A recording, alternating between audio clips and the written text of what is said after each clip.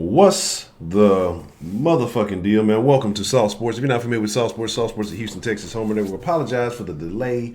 We're trying to get some things set up to do something a little bit different, but it's going to be all good. Hopefully, y'all enjoy it, man. We got a gentleman from the round joining this morning as we get ready for this Atlanta Falcons versus Houston Texans pregame. So, who we got in the mix with us today, man? Third Coast Sports TV. Went in the building once again. Sorry I couldn't get no videos out to y'all this week. Just started a new project on a new job. We're doing a whole lot of traveling, but trust me, videos will be coming as promised throughout the rest of the week. You can expect to get a post game show from me even after I do the post game show with Honcho when the stream is over. Already. So let's get into it. Let's dive into it. I know we got some folks in here. Let's get a quick rundown and see who we got joining us this morning, and then like I said, we'll go from there. We're gonna get the bank activated. I know y'all gonna start talking. So where is my sauce, Honcho? God damn it! You know I need my goddamn sauce.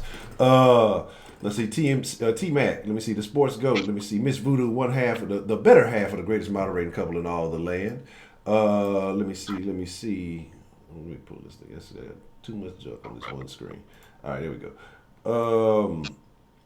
Let's see, Debo, Lionheart, Be For Real, Broderick. What's the motherfucking man? Broderick, man, you gotta stay away from them simps, man. You know, you Oh yeah, simps, yeah. Thanks for checking that, Broderick. You like we've been kind of little, been sharing the privilege, but nigga, I agree with you completely, 100% with the simp comment. Kudos to you, sir.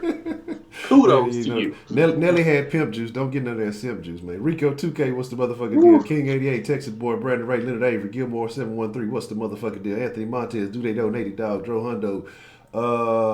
I can't even tell you the name on that. I don't want to fuck your name up too bad. Let's say Plio Ladati. I done fried the Tay Hill. What's the motherfucking deal? Jason Monroe, footballer 503. Thomas Weaver. What's the motherfucking deal? Fernando Solano, Anthony Montez. Let's get into it, man. If I missed you, hey, this is Rio Santos. I see you texting for life. Adrian Prebeck, man. Sammy Sosa. Simpin Ken in the building. What's the motherfucking deal? Man, I seen this video and it reminded me of Simpin Ken. This nigga, they looked like a high school team, and old buddy jumped off sides, and then they got the flag, and he came back. He's like, "Oh shit, this nigga got up off it." It was a linebacker jumped off sides. His teammate, the linebacker, came and slapped the shit out this nigga in the back of the head. Like, nigga, quit fucking up. Makes me think of Simpin Ken. Simpin Ken be out there tripping, but he gonna get it right one day. So let's get into it, man. Like I said, we gonna kind of break this down a little bit more orderly. If y'all saw the preview, the Carolina Panthers preview that we did last week, it's gonna be more like that, but we just gonna kind of do it live. So let's get into it, man. First, we're going to start off with the win-loss record. So what that means is if you're taking a look at the team records and who they played, who they won against, who they lost against, looking at the Falcons, you have the teams they played are the Vikings, Eagles, Cardinals, and Titans. I'm sorry, not the Titans. That's supposed to be the Colts. I think I actually fucked that up. I fucked that graphic. I was rushing last minute players fuck up. Cardinals should be the Colts. And you see that they've only won against the Eagles. The Colts and Titans were both able to put up 27 points on them. Vikings put up 28 points on them. So this team is telling you, because they've yet to score, more than 24 points, that 27, 28 points should get you a victory in this game. But the Texans haven't really been putting up those kind of numbers outside of maybe the Saints game, and we know what it took to get there. The Texans haven't been putting up those kind of numbers to really compete. So I would love to see that again. But it's just it's can the Texans do it? We've seen the tale of two Texans teams. So you have the Saints, Jags, Chargers, and Panthers for the Texans, and the victories that you got are against the Jags and the Chargers, kind of in between, sandwiched in. Just kind of looking at that, wait, man, what does that tell you as far as comparing the wins and losses of these two teams? What does that bode to you? What kind of story does that tell you? Just jumping off the page. Well, for me, Atlanta hasn't played the level of quarterbacks, pass rush, and receiving units that we've played against. We've played against some legitimate football teams. Every team that we're playing right now is pretty much looking like a legitimate football team. Kyle Allen is doing something for the Panthers. Gardner Minshew is doing something for the Jaguars right now. The level of communication, the way that they're being coached, and every team has their issues, but we're seeming to have issues with an abundance amount of talent that we should not have. It's no reason we shouldn't. I'm not saying we got to steamroll every team. When you speak Texans, people expect us to saying like, "Oh, we don't play the Jaguars every week." It's comments like that are just so predictable. From Houston Texans fans when they have a disagreement with an opinion that you may state when it comes to this football team. But coming out of the gate, we had Breeze. You said we had Michael Thomas and Alvin Kamara were putting in work against us. Then they have better coaches. Like, let's talk about the coaches that we went against. Take Doug Marrone out of the equation. We've played some pretty good coaches thus far. I knew coaches was going to be a major reason. Is the major reason why before I went 10-6 before the season when we did after the final preseason game where I gave this team getting a 10-6 record. It was 7-9 because a lot of the teams I just feel like Bill O'Brien is not going to out scheme or out coach. He's not putting his team in the best position. And as far as our matchup against Atlanta, we faced way more tougher teams. But I can say they faced some tough teams in the Colts and Tennessee Titans and the Philadelphia Eagles. And you said they played the Vikings too? Yeah, start out with the Vikings. Well, well, you can pretty much say both teams have played very stiff competition, but their quarterback play hasn't been anywhere near the caliber that we've had. And I won't even say that the coaches and the running backs that they've played have been up to the snuff to the ones that we've played so far. So I think we played the stiffer competition, but they're going through a lot of injuries right now. We don't really have as many injuries, thank God for that. But at the end of the day, Bill O'Brien is just not getting it done on a week-to-week basis. The man just needs to relieve his duties of play calling and just focus on the game, man. Just sit back. I don't want to see you holding the damn the play calling sheet anymore. I don't want to see you doing that. Like, I want to see Tim Kelly with the headset on when they zoom in on the sideline. I want to see him calling plays and him having the situational awareness to put us in the right position and scheme these dudes open. I mean, people, we can go, fans of the team can go back and forth and say, oh, the guys really are open and Sean Watson is pulling them. And then you have another side was saying, well, damn, the receivers are covered. When you show the all 22 angle and when they show the angle from above, you'll see dudes getting locked up.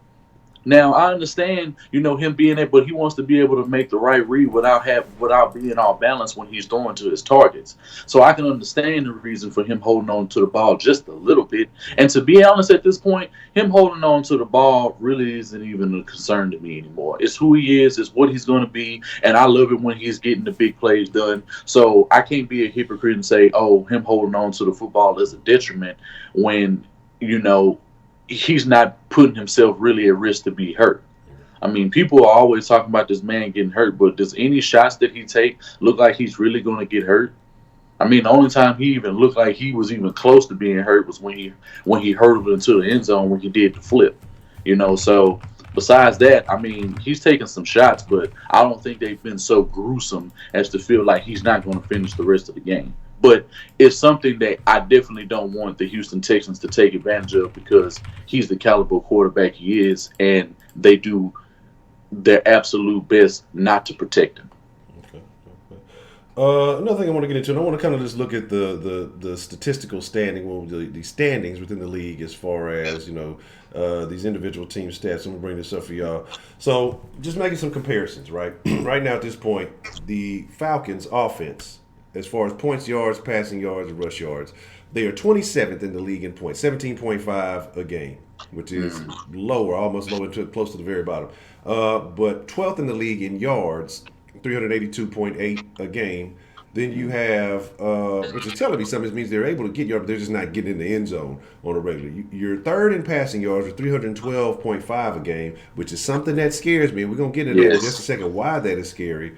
And then in rushing yards, 27th with only 70 yards a game. So that should actually be nice for the Texans because, again, yeah, they may not have been giving up a 100-yard rusher, but what y'all got to realize is last season they weren't giving up 100 yards rushing. And there's a difference between rusher. So people are, that guy didn't rush for 100 yards. Well, they wasn't giving 100 yards total in games last year, and that's the difference. So now to compare that to the Texans offense, You look at it and it's not really faring much better. The Texans are just under 20 points a game with 19 and a half. That's good for 22nd. Again, bottom half of the league. Total yards, 329.2. 22nd, bottom half of the league.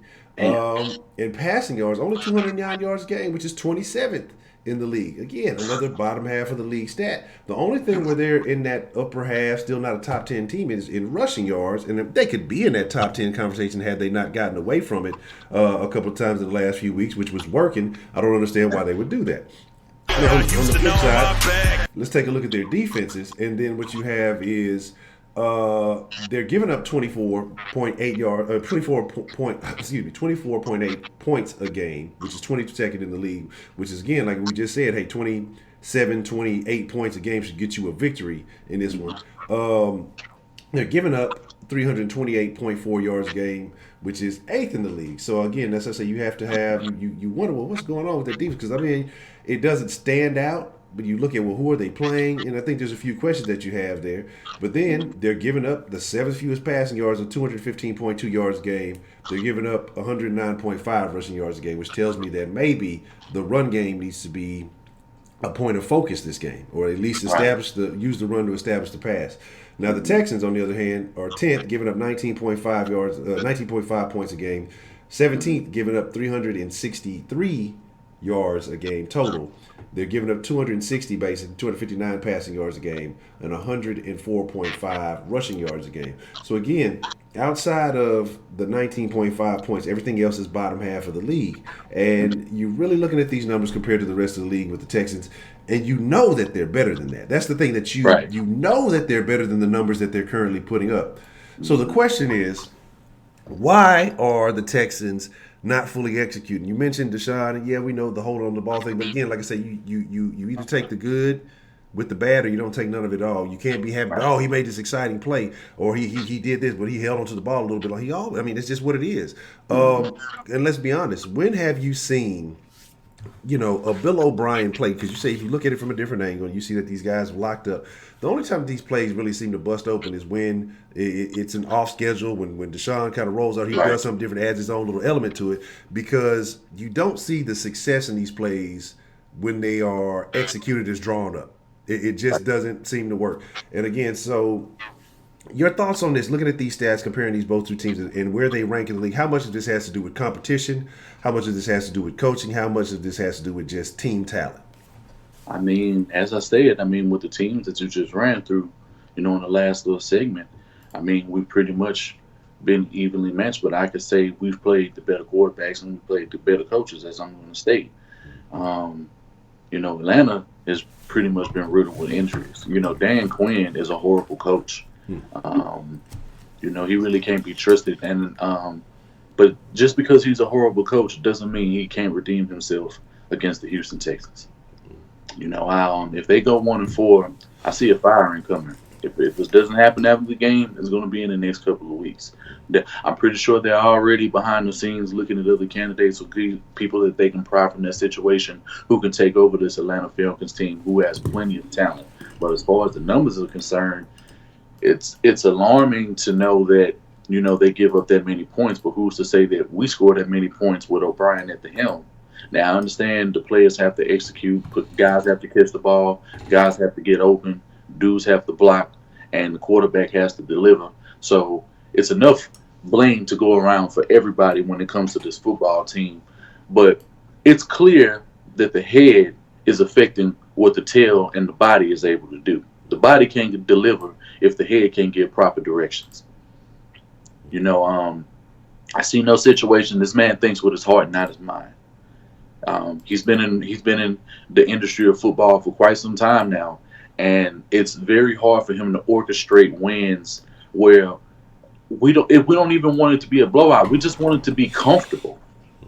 Since when is wanting a comfortable lead a bad thing in football? And you can have a comfortable lead week in, week out, as long as you're playing good. If coaches are calling the games and they're putting these players in the positions that they need to be in. The defense of the Texans has actually stepped up since they've stepped up. They weren't able to stop McCaffrey and Alvin Kamara, and I honestly think if you're not a dual threat running back, you're not really going to do anything against the Houston Texans this season. The fact that we were still able to keep Fournette, which I wasn't surprised about that, but the fact the man can hurt you in games, and the fact that we were able to keep Justin Jackson and Eckler in check, you know, and we kept Alvin Kamara in check until the second half of the football game. So this team has to play for 4 quarters, man. You cannot be no half team.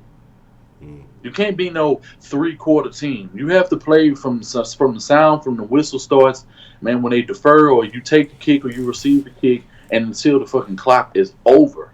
You cannot put yourself in these situations where one week, you know, people are starting to believe in you. And it's always the weeks that people in national talent are starting to talk about the Texans a little bit more. And you know, you're getting some kind of buzz. You're coming off a good win against a legitimate football team. The moment people start believing in you, you disappoint them. And you disappointed them against a rookie quarterback in his third start. You know, and even though he didn't win the game, Matt Ryan is a different animal. You said the man is averaging 300-something passing yards a game. Yes, sir. We've seen what 300 passing yards a game has been able to do with just Drew Brees and Phillip Rivers. Yeah. And we see how that turned out. We see that. Let's look at that though real quick. Before we get all in there, let's look at that quarterback comparison and where we are, because we're talking about some of these quarterbacks and what they're able to do when it comes to this team, man. So just comparing Matt Ryan to Watson. Right now, Matt Ryan has a 70.5% completion average, which is not bad at all. So no, that's wonderful. And so that's what you've got to think about. Now, he has given up 6 interceptions, which you have to question. Are they all on him? You know, because I'm not going to sit here and say I looked and saw every interception and what's going on. But he has 8 touchdowns, 1,325 yards. So the numbers, aside from the INTs, are not bad. That lets you know Matt Ryan, again, and come out here. We know the Texas secondary is suspect, and that's the question that we're going to have. He just don't let the record fool you. You know what I mean? Don't let the 1-3 fool you. It's about a game of matchups, and week to week, like they say, any given Sunday, anything can happen. But then you look at Watson. Watson is 65.1% completions, 938 yards, and again, we can talk about 2 games that he's had that weren't that great, you know, and still. But again, you got to love his interceptions. He's only giving up 1 interception, has 6 touchdowns, and that's not counting, you know, rushing touchdowns. So, again, you're looking at these 2 guys and kind of segueing back into what you were saying about Matt Ryan and the numbers that he's putting up, 300-something yards a game. And then we know what he has as far as weapons versus this secondary. I mean, what is that kind of saying to you? What kind of direction is that leading you in, man? I'm expecting Matt Ryan to put up a 300 to 400 yard game. I know some people gonna be like, hell no, Wink, you tripping, bro. I'm not no super homer fan, and y'all don't know who y'all talking to. Like, this man is putting up points against legitimate defenses. He was doing it against Philly. The fact that he's able to put 300 yards up against the Vikings is damn near a better secondary than we played all season, with the exception of Jacksonville. You take that away, I mean, and they played tough teams. I mean, they're playing the Colts, who we have to play in a couple of weeks. They played the Titans, who we're going to take care of business, but they're still a tough, hard-nosed coach football team. They got heart. Can we say the same about our team? Yeah, we know we got some dogs on the team. Yeah, we know we got some huge playmakers on the team. But like Jay Dills will say, the team don't reflect what we know we see on the field from the talent.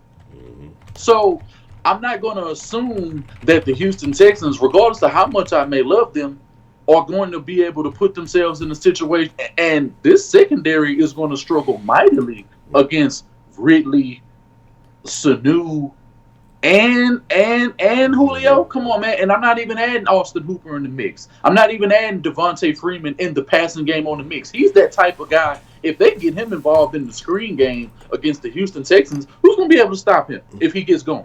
Exactly. Like I said, we brought in Gibson, to be that tight end stopper. Don't sleep on Hooper. Putting up good numbers. But let's go ahead. Let's kind of look at the opposite side of the ball, man. And you got to say, well, you got these great passes. You got two solid quarterbacks in the game.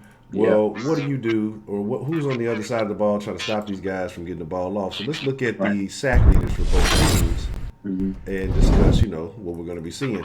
So Now they got Grady Jarrett, and he's only got 2 sacks, 19 tackles. He's got 1 forced fumble on the season. Now he's their sack leader. Not saying he's their leading tackler or anything. Like I said, we're focusing on sack leaders. And then we got Whitney Merciless, who has been on a tear, and I think that's going to be a very interesting topic of conversation. Is does he continue that? I think he got hosed. He didn't get AFC Player of the month, and Stephon Gilmore got it. Yeah. That was whack. Yeah, and so that's very upsetting. But again, with 5 sacks, 15 tackles. 4 forced fumbles, and the only interception, and that's what I meant to segue to, talking about these receivers. Whitney Merciless has the only interception at this team, and that was in game 1. You've gone 3 games since then. I forgot how many pass attempts total since then, and the only interception that you have is from your linebacker. Your leading sack guy is also your leading interception man, and so it's like, what's really going on in totality with this defense? This is the guy that's supposed to be putting pressure, not the guy getting the interceptions. But again, he's leading in both of those categories. So what does that tell you? I mean, again, like we know what Merciless is. I think that we don't have to have as much concern. Again, don't sleep on it because you never know. Again, we talk about it's a game of matchups. But they only have 5 total sacks as a team, Atlanta. Merciless has that as a player. Then you could throw in, with Scarlett, you could throw in Watt, you could throw in a couple other guys. Yes. So as far as defensively, as far as getting pressure on the quarterback, the Texans are the better team. Right. But I don't even know if we, again, I haven't checked the injury report or anything. If we're going to come in healthy, again, even if Fulton's back in the lineup, it'll still be yet to have 2 weeks of the same offensive line playing consecutively. And I think that's always going to pose a problem, miscommunication and other issues. But just like I say, just looking at that and looking at the fact that our secondary doesn't have any interceptions. No. We're going up against the talent that we're already talking about. What does that say to you? And then what do you expect from Merciless in this game today? Well, I expect Merciless to do exactly. It seems like every time I make a prediction or say anything about Merciless, he goes out and do exactly what I predicted him to do. Like what last game? Predict three forced fumbles. I said we recovered 2. They recovered all 3 of them. You put Deshaun Watson in a position where he's short in the field, and then you run dumbass plays. That cannot continue this week if we continue to get forced fumbles. And we can get forced fumbles against Matt Ryan. Not only does he has good pocket presence, but you can get to Matt Ryan and take him down. He is not, and the fact that I know they have injuries, and they have injuries to their O-line, and their O-line is not playing exceptionally well. But honestly, you can say they're playing exceptionally well if he's able to throw those type of yards per game. It's either that or he's just getting the ball out and the scheme is getting his receivers open and they're able to make plays that help him out when it comes to the stat line. That's too much. But when I don't know, man, this secondary with that against that, what I saw Mike Williams, what I saw Ted Ginn, Michael Thomas, Keenan Allen, what I've seen these guys do. Hell, DJ Chark. No. DJ Chark was a problem in the Jaguars game. Nobody was a problem in the receiving game. Guys just came up and made some decent catches because I don't even think anybody on the Cardinals, in the Panthers game had over 70 yards receiving, if that. So you can discount the Panthers, but every other team that we faced, somebody has been open, somebody has been getting exploited against when it comes to the secondary. Romeo Crennel has not adjusted the way that he should throughout the entire game instead of a portion of the game. And come on, man, this is the best receiving core we're probably going to play all season, if not one of the best. So I mean, we already saw, like I said, with Phillip Rivers and what they were able to do, and we were able to get sacks on Phillip Rivers, and he still threw well over 300-something yards. 318 and 2 touchdowns. Am I correct? Yes. Something like that. And you see how close we were in that game, and we still let up 20 points.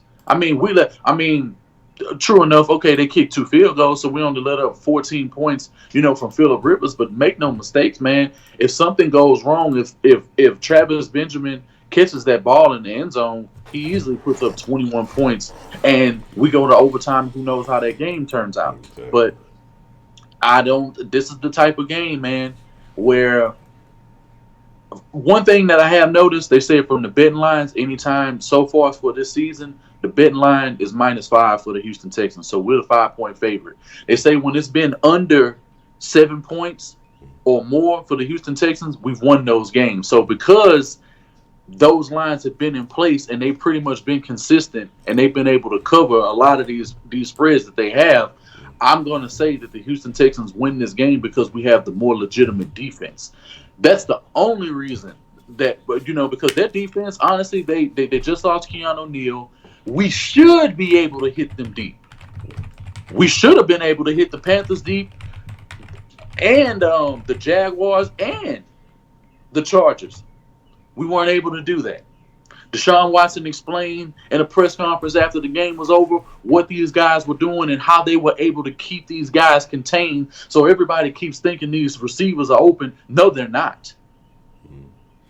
He explained it after the post game. No, I wasn't able to hit these guys. Yeah, they got open on a couple of plays, but once they saw that I had the ability and these guys had the ability to make those type of plays and get that open, they adjusted and didn't allow that for the rest of the game. So if you're only allowing Deshaun Watson 2 deep shots down the field and you're calling plays where you want him to go deep throughout the entire game instead of exploiting the short and intermediate game, which he's going to excel at an even higher rate than the deep passing game, why wouldn't you exploit that even more?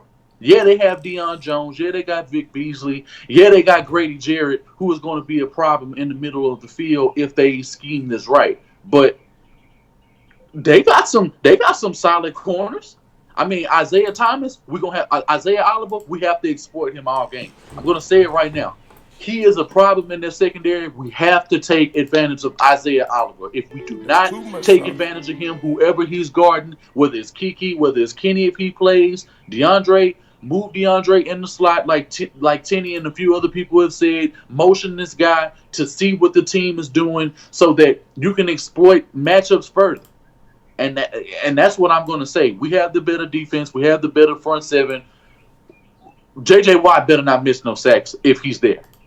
Because I feel that's going to be a huge turning point in the game if he ends up diving, if he ends up over pursuing, and he doesn't keep his fundamentals intact when it comes to Matt Ryan, because Matt Ryan can abuse this secondary, make no mistake about it. Yeah, we're going to have to get all the pressure that we can on it. But I want to look at a point where I feel the Texans do have a clear advantage. Shout out to everybody say, watching back with the scriptures pregame. You know what that means? He will have the heavenly touch. Hey, man, whatever it takes to make it shake. But let's get into it. I want to talk about what the Texans were able to do on the ground game compared to Atlanta. And again, Freeman has not had the best of years. Got more fumbles and touchdowns. Only 157 yards on 47 carries. And then, we kind of got the committee by duo. The duo running back situation.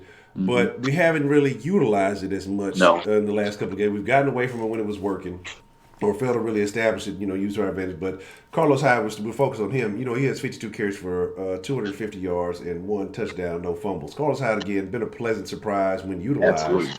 I think that we have a clear advantage in the running game, and I got to go back and look at the stats, but I think the running game is where they were relatively weak. And I think that, hey, maybe we should focus on that again. Establish the run, then set up the pass. Don't set up any of these wide receiver, cross-field, cross-body throws that a quarterback wouldn't make them himself. Type plays. Again, Bill O'Brien getting too cute, too creative is not the way. Like I said, I just want to brief folks on that because, like I said, I want to make sure we catch a couple other things in time and get to mark my words. I want to jump to this, though. The thing that I think is way more important, is way more essential. And again, we've kind of briefly touched on this. We got two of the best of the best in the game. If not, some people's 1A, 1B. Some people may say, this guy is a little bit better than this guy for whatever reason. But I'm talking about we have Julio Jones and we have DeAndre Hopkins. Now, DeAndre Hopkins has not even had the best of seasons. But we know that what he's capable of when properly utilized. You wonder about the talent around him, but let's go ahead and bring that up. All the talent has been brought around him. I see they saying Steels is not playing, so that shouldn't even be a make or break thing because Steels came in relatively late to the start of the season, and to be relying on him so heavily is you question the coaching. Is it really coaching or is it really talent? That's we've talked about that frequently. But looking at what they both bring to the table, you got Julio with 23 catches, 317 yards, 4 touchdowns, 13.8 yards per catch.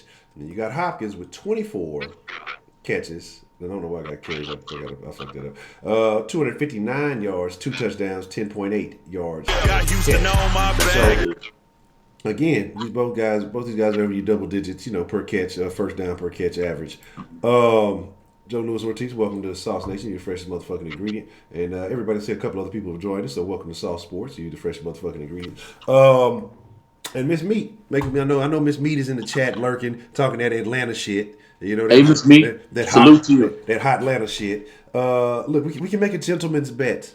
Miss Meat, even though you may not be a gentleman, we can make a gentleman's bet. We can talk profile pics for a week or something like that. Because look, even though I think you guys are terrible, just terrible.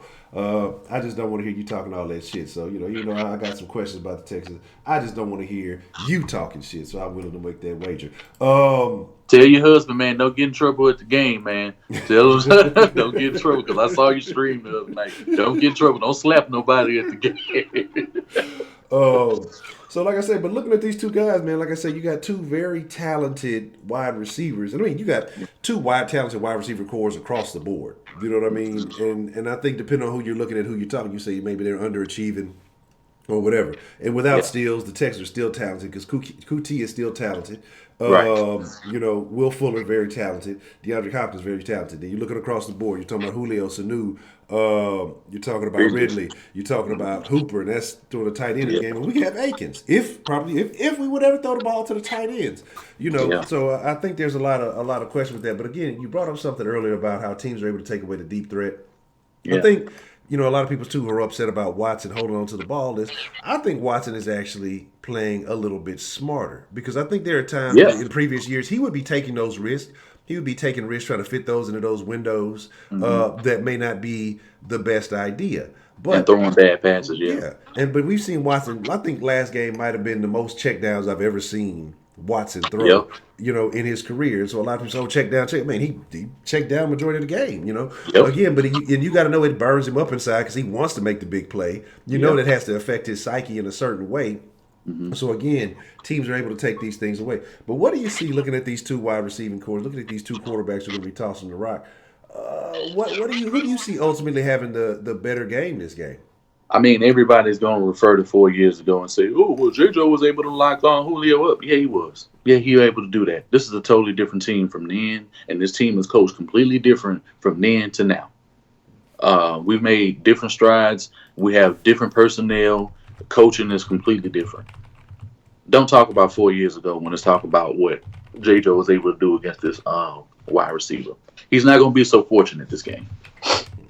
I just don't see it. I see a situation where he gets taken advantage of, especially if you're giving 10-yard splits. You're doing that. Now, I'm not blaming that on him because that's a product of your defensive coordinator calling play calls that don't benefit your skill set.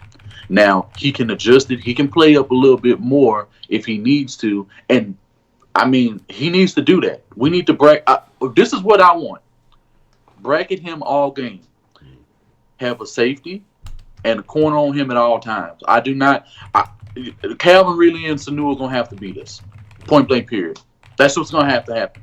They're going to have to beat us. We cannot allow the best playmaker on your team to take advantage of us 2 weeks in a row. We cannot afford that. The Houston Texans will be a joke, and it will be 3 weeks in a row. Yeah. I mean, did it. Thomas and Kamara, no matter, that's 1A, 1B. However you want to look at who's the best on that football team. Chark's the best option, for the Jaguars right now. Keenan Allen took advantage of us. And now Christian McCaffrey takes advantage of us.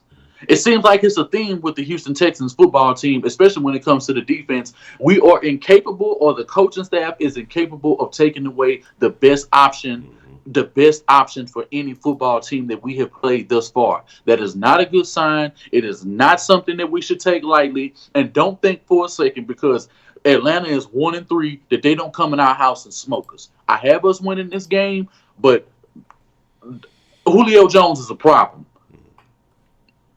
DeAndre Hopkins, I'm expecting more from him, man.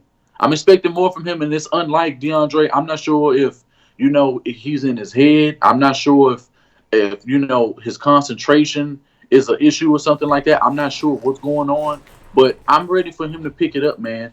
There's no reason that DeAndre Hopkins. I don't even feel right that I even have to come down because I'm not. I don't want to come down on DeAndre Hopkins because he's the best player on this football team, but he needs to pick it up. They need to get him involved as much as they possibly can and get Will Fuller involved, man. Like, yeah, you're getting him big plays, but like, get this man the football. Get him on the screens. If you're gonna throw screens, get him in the screens or get the running backs on the screen. I don't want to see DeAndre Hopkins getting no ton of screens. I don't want to see that. If anything, I want to see him blocking for somebody else because I know he's a capable blocker in the pass and run game. But here's the thing, and then people sitting here saying, "Oh, Titans are terrible." I mean, Titans. I see you talking about Titans fan. Titans. I don't know what Titans are just as bad as at fluctuating what type of team they are as the Texans can be, if not worse. Sometimes the Titans will look like they legendary, and then they'll just look like they some bums off some replacements. But my thing is this: is we can sit here as Texans fans talking about, "Oh, Atlanta's 1-3, they stink, they suck," this, that, and the third. Well, look at our 2-2, man. Let's be realistic about it. Atlanta was what? They lost to the Colts, I think, by 3. So it was a closer game than you like. So they could have easily been 2-2. You look at our 2-2. Again, we talk about the Jags, a game of inches. We talk about the Chargers game, a Benjamin catch. You know what I'm saying? It could be a different outcome. If the Jags would have played to tie, we could have been having a different conversation. But they got bold. They went for the win with a rookie. So, again, what I'm telling you is that as being Texans fans, and people say, "Oh, you're just being negative," it's not about being negative. It's not about it's just being looking at the circumstances. Yes, we came out on top in those circumstances as for what they were. Right. But I mean, we're talking about a hair. We're talking about a small difference could have impacted the entire outcome of the game. So we can't just say, "Oh, they're terrible." They have one less win than we do. Again, 5 inches that changes the game. Again, a catch changes the game.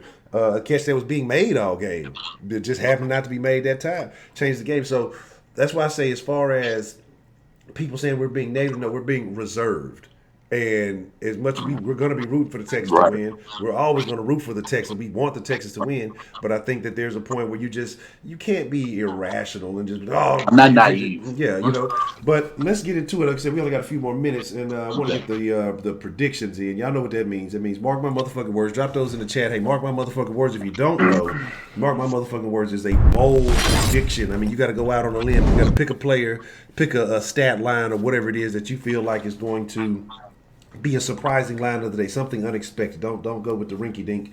And please, Texans fans. All right, this is something I got to ask Texans fans. I if nothing else, this is what I need y'all to stop doing. Okay, because you got this contingent. It's a large segment of Texans fans. Right. And again, I talk about it. Y'all are more worried about the Cowboys losing than the Texans winning. Right. Don't post Cowboys lost memes on the days that the Texans also lost. You know what I'm saying? Yeah. Like, don't post Cowboys suck memes when our record is worse than theirs. Again, we know who they played, but if we're going to take credit for our record, other teams get to take credit for their record too. Focus on the Texans. Okay? I don't give a shit about the Cowboys, but everywhere I go, I see like these Texan pages, just other places, it's just like Cowboys, this, that, and the third. Fuck the Cowboys. Fuck the Cowboys. Like, who gives y'all let them live rent free in your head every week. Fuck the motherfucking Cowboys. Let's focus on the Texans. Hey, fuck the Titans. Talk about the Titans. Talk about the Colts. Talk about the fucking Jags. That's understandable. This is competition. But fuck the Cowboys. Can we please stop talking about the Cowboys every week? But again, that's why I say I swear it's some people that care more about the Cowboys losing the Texans winning than y'all will post this stuff. And they got a better record than us, and they got a fucking they'll lose on the same days that we lose. Like, I'm more concerned about our losses and what can we do to fix them than what's going on up 45 in Southern Oklahoma. I'm gonna say something that's very unpopular. They the better team than us right now. Yeah, I said it. I said it. They way better than us. Defensively, don't even. if we talking playing complete, if we talking defensive coordinator, and if we talking about what Kellen Moore is doing for Dak Prescott right now as a play caller, bro, I'll take that team over what we doing right now. I won't take that quarterback over. I won't take DeAndre Hopkins over, but and I won't take whoever's on their D line. I'm not going to take DeMarcus Lawrence, what he's doing right now versus what Whitney Merciless is doing. Outside of a couple of positions, I would take their team right now over the Houston Texans, and they're going to more than likely end up doing what they're supposed to do, and they winning against teams that they know they should dominate.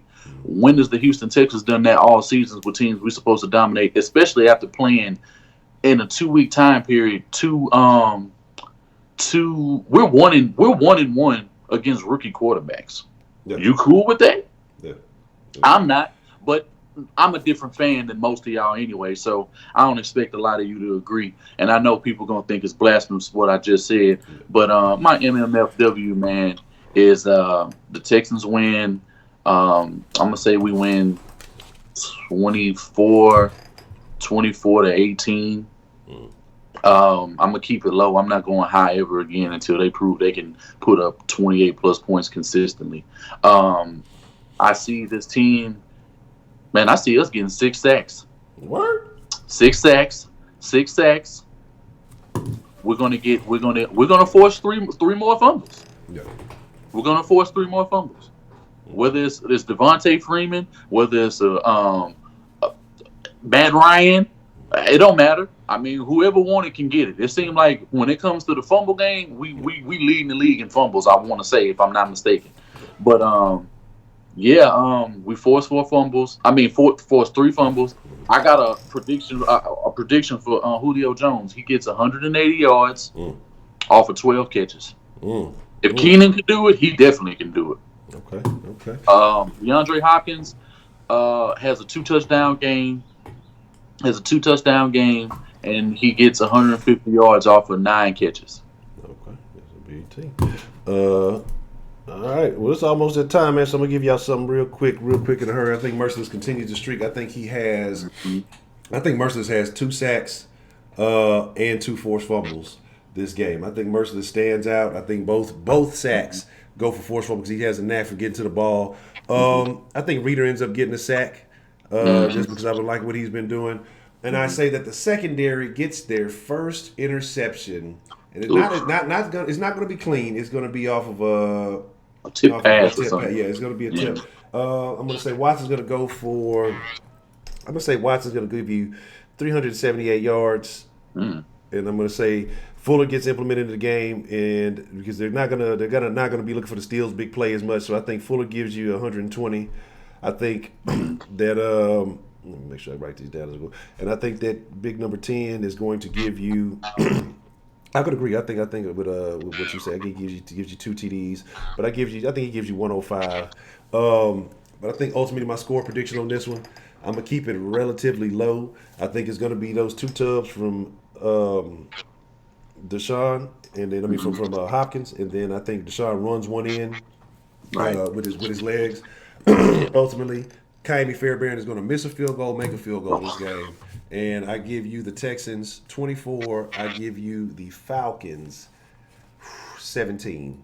Oh, let me make another one since you brought up Fairbairn. I guarantee if he kicks anywhere between the left, regardless of where he kicks, regardless of the distance, if he kicks from the left or the right hash, and I want y'all to pay attention to what I'm talking about because I've been saying this for a while. If he kicks from in between the left hash, but especially the right hash mark, expect to miss field goal. Already. I'm gonna be honest with you, man. I really want to lean. I really wanted to lean that Atlanta wins this game because I really feel like the secondary is going to be abused. But the reason why I'm trying to just hold out an inkling of hope because if we lose this game, oh my God, go ahead and fire Bill O'Brien. And I don't want to get all the way into that tangent because then you're looking at. Next week you got the Chiefs, and y'all don't even want to know what I think about the Chiefs right now. If ATL puts up numbers and shits on the Texans secondary, this game, go ahead and count the Chiefs as an L, and go ahead and fire Bill O'Brien now. But hey, it's game time, man. Let's get up out of here, man. I appreciate y'all for coming through, man. Hit that like button on your way out. Wink, appreciate you slide through, man. And like I say, hey, welcome to Sauce Sports. If y'all ain't hit that like button, if y'all hit that sub button, man, we do this. With that being said, y'all fresh motherfucking ingredients in the world. We will catch y'all after the game for the post-game show. Hey, man, look, Jack, we out. Oh, we hit the right button. Bye-bye. Hold on, let me get you with the outro. Perfect. I know they.